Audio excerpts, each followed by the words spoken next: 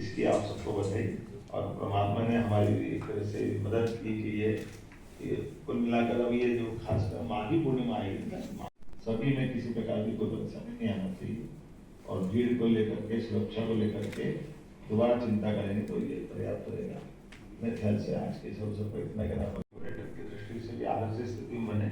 मैं स्वयं भी आया था और कुछ समय बाद हो सकता है मैं 5 वीक में दोबारा आऊँगा, तो मेरी अपनी ओर से एक बार फिर चर्चा की है, क्या निर्देश दिए हैं और क्या क्या चर्चाएं हुई आप लोगों के बीच? देश भर से, खास तौर से महाराष्ट्र और दक्षिण भारत से जितने लोग महाकुंभ में स्नान के लिए जा रहे हैं, वो लोग रीवा होके जा रहे हैं।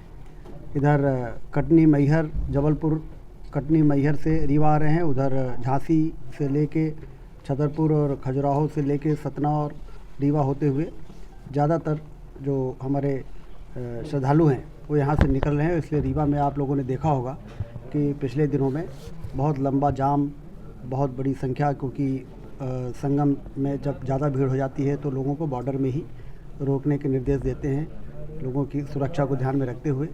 इसलिए रीवा प्रशासन और मैहर जिला, कटनी, जबलपुर सारे लोग मॉनिटरिंग में।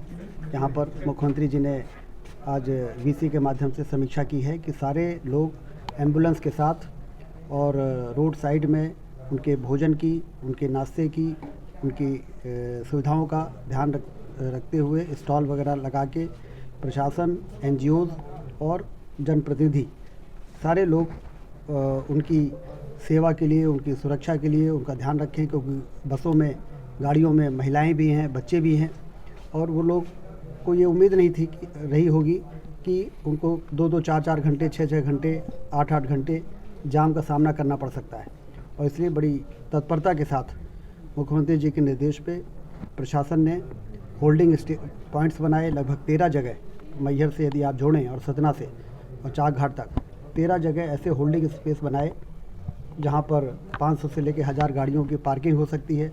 वहीं पर स्टॉल लगाए, वहाँ पर पूड़ी सब्जी से लेके खिचड़ी और चाय, नाश्ता की व्यवस्थाएं इस प्रकार से की गई कि आप देखेंगे कि सारे स्टॉल्स में लोग आगे बढ़ के और अपना भोजन सामग्री और पानी और चाय का उपयोग करते हुए, उनको ये ज़्यादा इस बात को लेकर तकलीफ़ नहीं होने पाई कि यदि वो हॉल्ट कर रहे हैं तो उनको किसी प्रकार की भूख प्यास की समस्या से गुजरना पड़ा।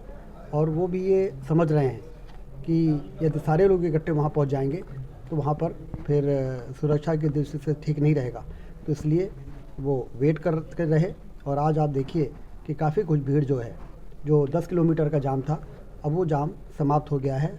जैसे ही प्रयागराज का प्रशासन अलाउ करता है, गाड़ियाँ रिलीज़ होती हैं। जब वहाँ से निर्देश आते हैं कि अब रोकिए, तो फिर इन होल्डिंग स्टेशंस पे वो को किसी प्रकार की तकलीफ़ ना हो, ये प्रशासन ने बड़ी तत्परता के साथ मैं उनको बधाई देता हूँ।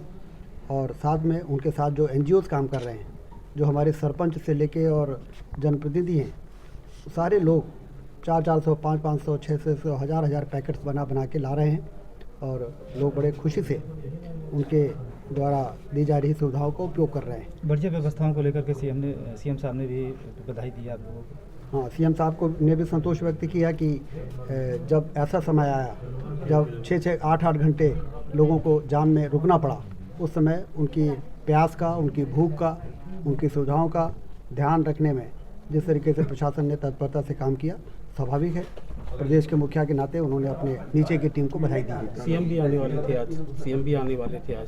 सीएम आने वाले थे, और लेकिन बाद में फिर आज मैं मुरैना एक आवश्यक कार्यक्रम में गया था, तो फिर उन्होंने मुझे कहा कि आप पहुंचिए और वीसी से वो जुड़ेंगे, और वो जुड़े।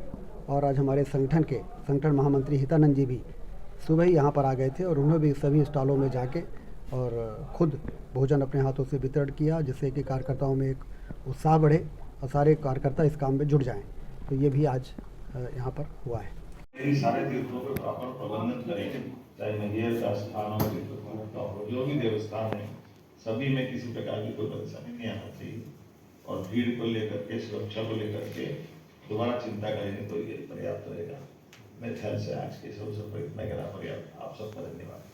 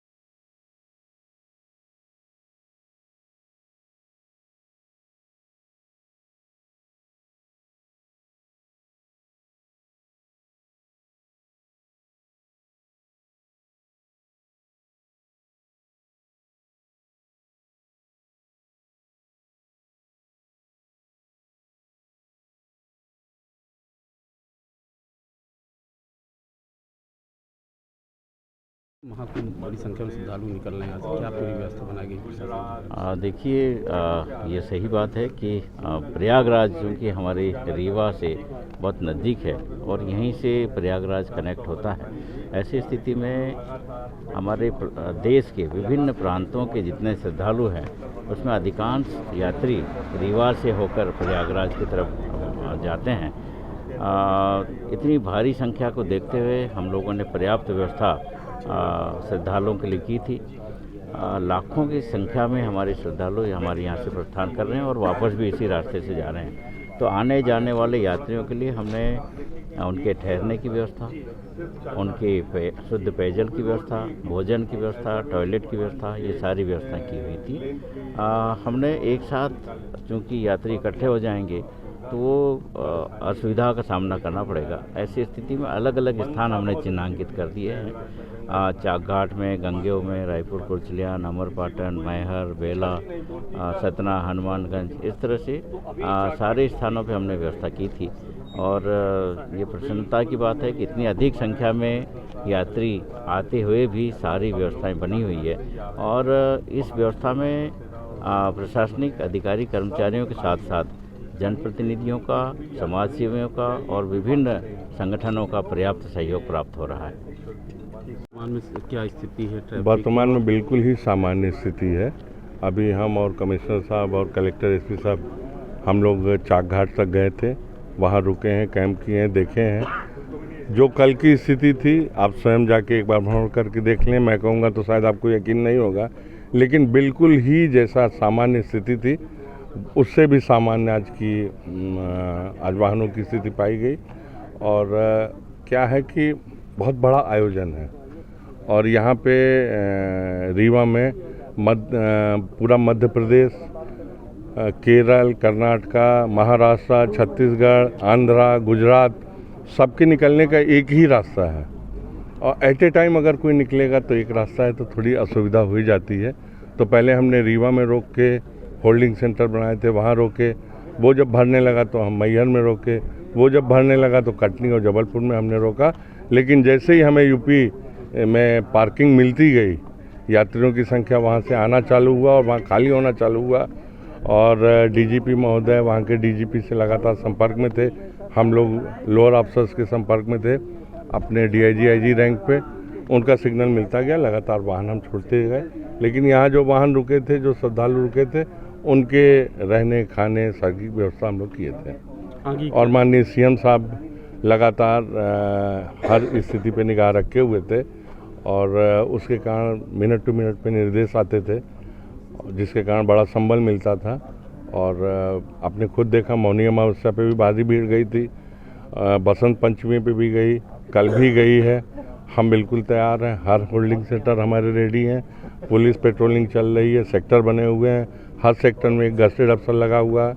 हम लोग लगातार हर स्थिति पे निगाह रखे हुए हैं और दिन रात श्रद्धालुओं की सेवा में है कि अच्छे से उनका जो जिस धार्मिक आयोजन के लिए वो निकले हैं प्रयागराज, वो उनका पूर्ण हो जाए, उनको कम से कम तकलीफ और कष्ट हो।